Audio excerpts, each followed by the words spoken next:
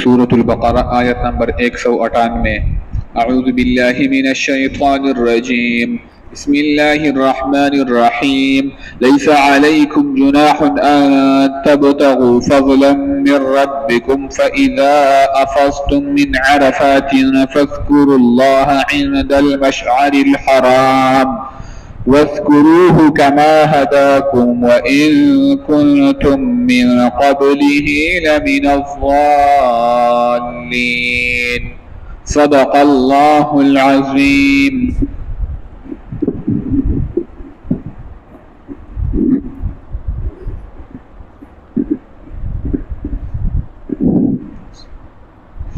अल्हम्दुलिल्लाहि वहदा वस्सलातु वस्सलामु अला मन ला नबिय्य बअदा अम्मा बाद क़ाल अल्लाहु तआला फ़ी महकमि किताबिही अऊज़ु बिल्लाहि मिनश शैतानिर रजीम बिस्मिल्लाहिर रहमानिर रहीम लैसा अलैकुम जुनाहुन अन तबतगू फ़ज़लन मिन रब्बिकुम इला आखिरिल आया। द हज अहकामात शुरू असल की रदी आयत शान नुज़ूल ला दे ची अब्दुल्लाह इब्न अब्बास रज़ी अल्लाह तआला अन्हु फरमाई چې د اسلام نه مخکې به د مشرکانو حج لراتلل نو اکثر به په مکه معظمه کې یو درې بازارونه لګېدلي چې یو په هغې کې عکاظ یو بازار و، نن سبا په هغې کې یو میوزیم جوړ شوی دی. نو دوی به چې راتېرېدل نو احرام به یې اچولی و او په دې بازارونو کې به ګرځېدل او اغوستل او خرڅول به یې کول او خندا به یې کول او ګپ شپ به یې لګو. نو چې کله اسلام راغی او مسلمانانو چې دی نو هغوی احرام واچو او مسلمانان چې دی نو هغه راتلل. نو د بعضو مسلمانانو په ذهن کې یو سوال پیدا شو چې یاره دا خو مشرکانو به دا کار کوو چې په دې بازارونو کې به تجارت کوو، نو موږ له به دا تجارت دلته کې حرام وي او ناجایز وي. نو الله تعالی وایي چې داسې نه ده. لیس علیکم جناح ان تبتغوا فضلا من ربکم، نشته په تاسو باندې څه ګناه چې تاسو ولټوئ فضل د خپل رب. مطلب دا دی چې الله تعالی اجازت ورکړو چې که انسان مثلا حج له لاړو احرام او عمرې له لاړو احرام یې چولی دی، نو که دی په بازار باندې ورتېرېږي او څه تجارت یې وکړو اغوستل خرڅول یې وکړو نو بله جایز دي، خو الله تعالی صرف اجازت ورکړو. علماء د دې نه معلومیږي چې بهتره طریقه دا ده چې انسان هلته کې تجارتونه ونه کړي. او بل پکې د الله تعالی مقصد دا دی چې ګوره ستاسو به نیت اصل کې د عمرې او د حج وي، دا تجارت خو پکې اصلي چېرته کې راشي. انسان تللی دی عمرې له او هلته کې یو شی داسې ارزان خرڅېږي یا د ده طبیعت ته پرېوتو وایې غوستو نو خیر دی، یا د یو شي ځان سره وړی دی او هلته یې خرڅ کړو نو خیر دی. خو دې به مقصودي نیت ته دغه شیز نه کوي چې لکه زه دغه تجارت لزم. ځکه الله تعالی صرف اجازت ورکړو چې لیس علیکم جناح ان تبتغوا فضلا من ربکم، نشته په تاسو باندې څه ګناه چې تاسو ولټوئ فضل د خپل رب. نو دلته کې الله تعالی د مال ته فضل وي، تجارت ته الله تعالی فضل وي. د هغې وجه دا ده چې مال یا تجارت په دې په ذریعه سره انسان د سوال نه بچ کېږي. د دې په ذریعه باندې الله تعالی ته انسان نږدې کېدی شي چې انسان صدقې کوي، د خپل مال نه خیرات کوي، نو الله تعالی ورنږدې کېدی شي. خو اصل کې ما مخکې هم تاسو ته ویلي چې یو دنیا ګټل دي یو دنیادار جوړېدل دي. دنیا ګټل دا جایز دي، تجارت کول دا جایز دي، په دې کې انسان ته ثواب میلاویږي. پیغمبر علیہ السلام فرمایي چې حلال کسب انسان تلاش کوي نو دې باندې دا د الله تعالی محبوب انسان جوړیږي. الکاسب حبیب الله، څوک چې کسب کوي دا د الله تعالی دوست دی.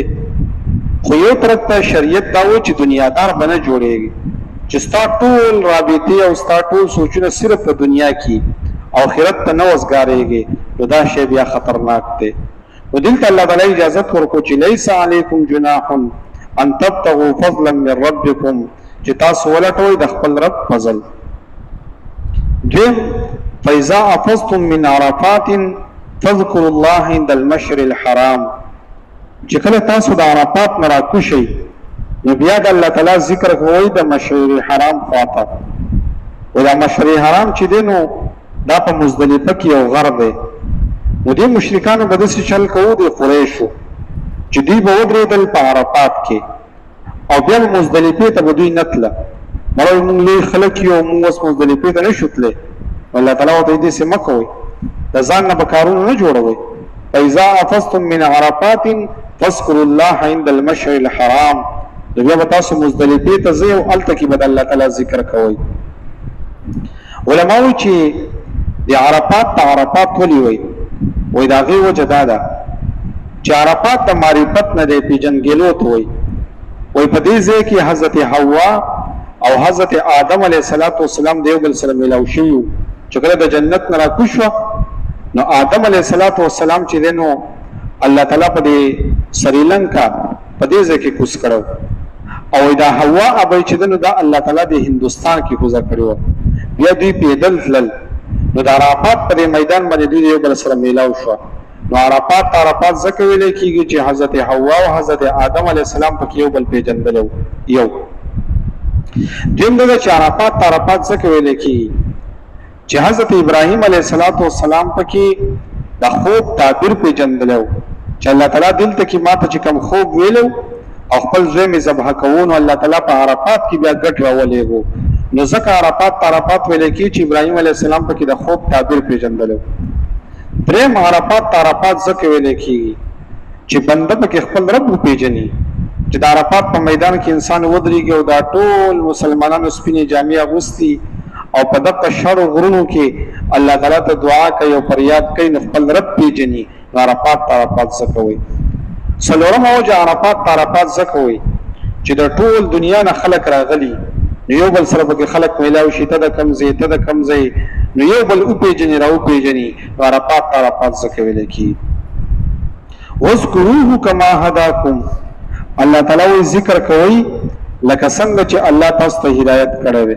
مطلب دا دی چې ذکرونه به انسان د ځان نه جوړوي بلکې شریعت چې کوم ذکر تا ته ویلی دی نو هغه ذکر به کوې. الله تعالی به په هغه طریقه باندې پېژني چې په کوم طریقه باندې مونږ ته الله تعالی ویلي چې ما یادوئ. مثلا یو انسان دی اگر راولګېدو هغه وایي چېرې ماسخوتن دا چې دی نو 4 رکعته فرض دي خو دی وایي په دې کې خو څه بدیت نشته، راځئ مړه 8 رکعته فرض به کوو.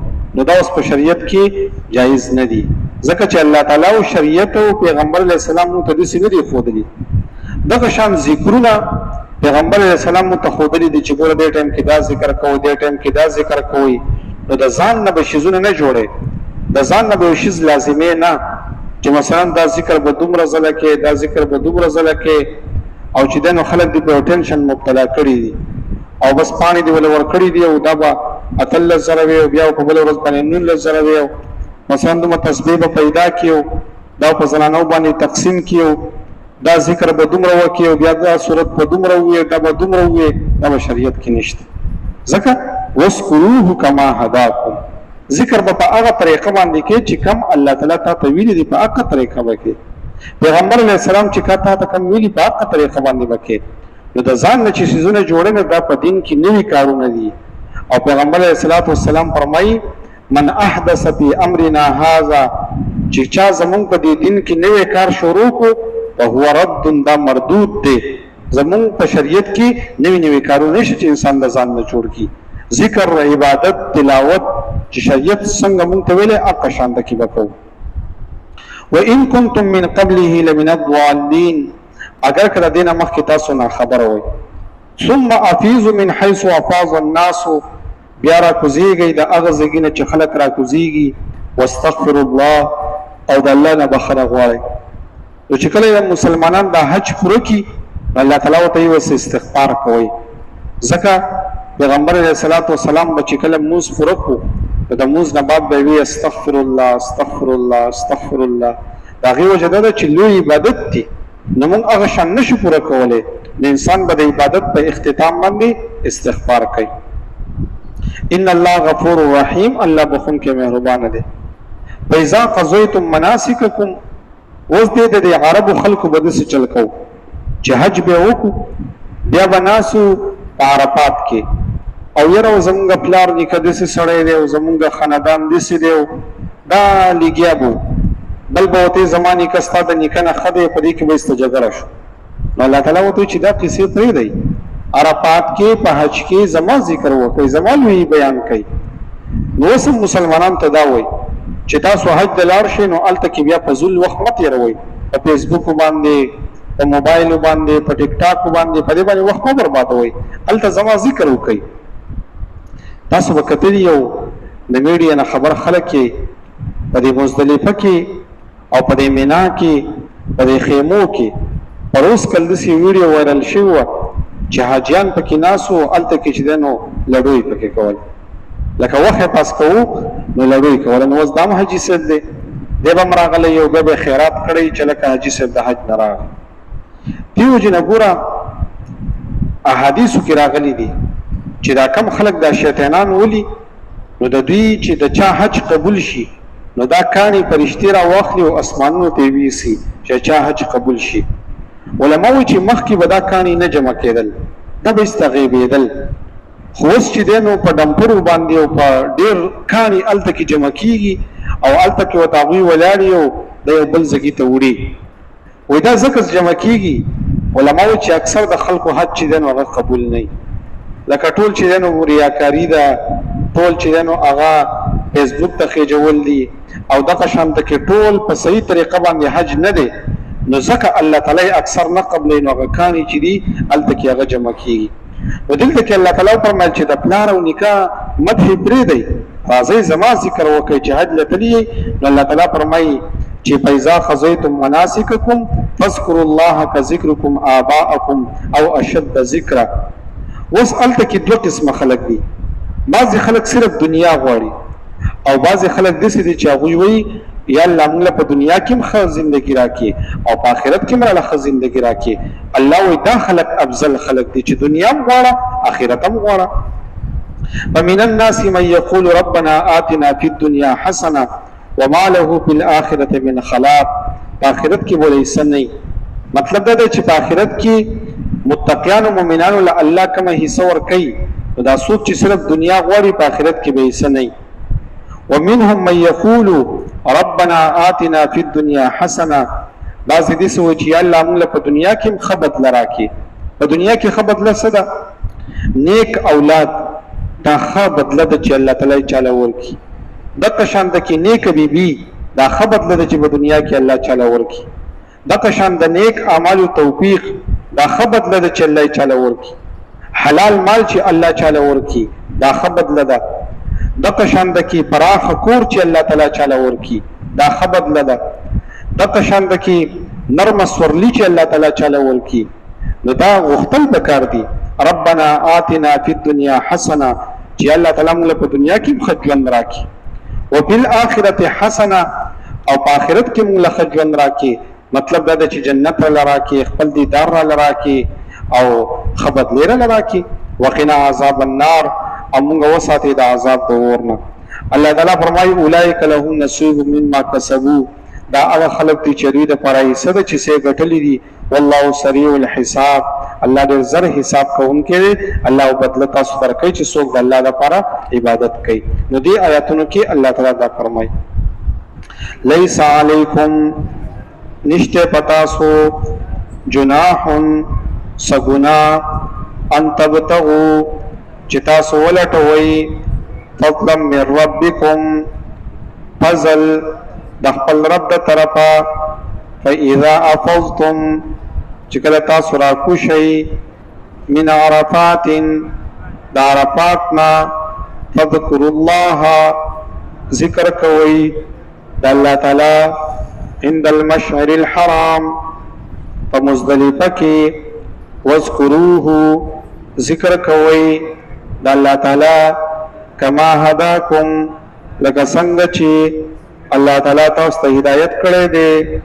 وان کنتم، اگر کوئ تاسو، من قبله، مخکې د دې نه، لمن الضالین، ناخبره وئ.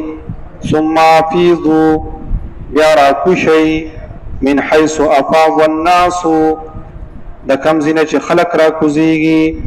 واستغفر الله بخنه غواړئ د الله تعالی نه ان الله بشک الله تعالی غفور الرحیم بخونکې مهربانه دی فاذا قضیتم مناسککم کله چې پوره کوي احکامات د حج فاذکروا الله ذکر کوي د الله تعالی کا ذکرکم آباءکم پشان د یادولو د خپل پلارانو بلکې د هغې نه ډېر یادوئ ومن الناس بعضې د خلکو نه من یقولو چې هغوی وایي ربنا ای زمونږ ربه آتنا فی الدنیا راکه مونږ ته په دنیا کې وما له بالآخرة او نه به وي د ده دپاره